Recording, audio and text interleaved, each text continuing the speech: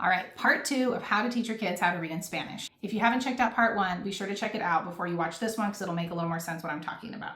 Okay, so I have 3 different series that I have collected over the years that were really great for that learning to read stage. The first series is Reading A to Z. I used this when I was a teacher, and you can find these books online, and I think you pay a membership for the year or something like that. And you can find these books online in color, and you can read them digitally, or you can print them and they make little books. The big thing I don't like about Reading A to Z is that it is not actually leveled in Spanish. It's leveled in English.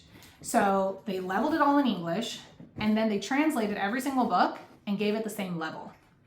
That doesn't work at all. And I had to use these to test my kids when I was a teacher, and it was awful. I felt so bad marking them off, and I'm like, but why would they know how to read this word? And so this is a lower level, or one of the beginner levels, Yo Voy.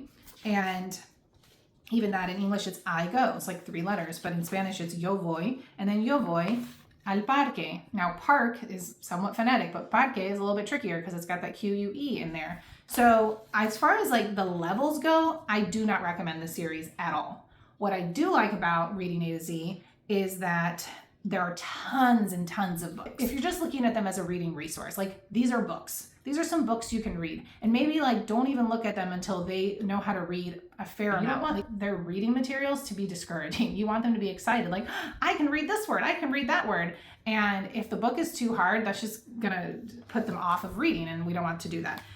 But so there are tons of books and tons of levels. So that is definitely a pro of Reading A to Z. Just don't believe the levels. The levels do not align at all with the way that we teach reading in Spanish. So maybe if you've taught all of the syllables, a ton of high frequency words, and they know how to read, then you can look at the Reading A to Z and then go by interest or by topic. The other thing about these is that they're all black and white. And so I don't know, they're not as visually appealing, but the online versions are in color. So that is kind of fun.